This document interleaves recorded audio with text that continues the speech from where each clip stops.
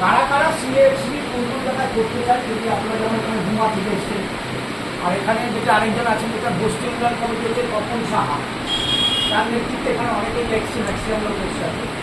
বিভিন্ন বস্তুগুলোতে আমাদের অনেক উদ্বাস্তু এবং যারা বাংলা থেকে যারা এসছে তারা অনেকেই বসে আছে। তারা যে প্রত্যেক হচ্ছে আমাদের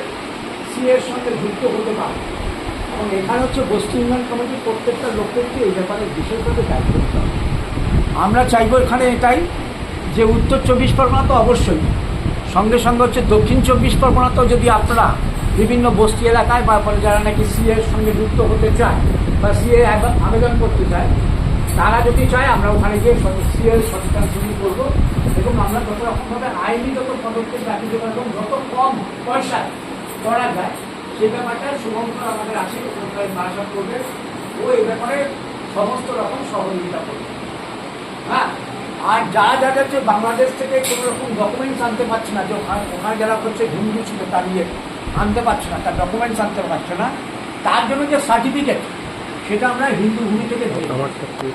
কিন্তু তার পাশে একটাই, তাকে রেকমেন্ড করতে হবে আমাদেরই কোনো লোককে যে উনি তাকে চেনেন। কারণ আমরা ধরুন একটা অ্যাজ অ্যান এক্সাম্পল, ঘুমাতে কে থাকে তুমি তাকে চেন না, আবার এখানে কে থাকে ঘুমার লোক চেন না, এটাই ধরো অ্যাজ অ্যান এক্সাম্পল তোমার মাধ্যমে যদি কেউ আসে তাহলে তোমাকেই সেটা রেকমেন্ড করতে হবে যে আমি এনাকে চিনি। আবার ঘুমার থেকে যদি কেউ আসে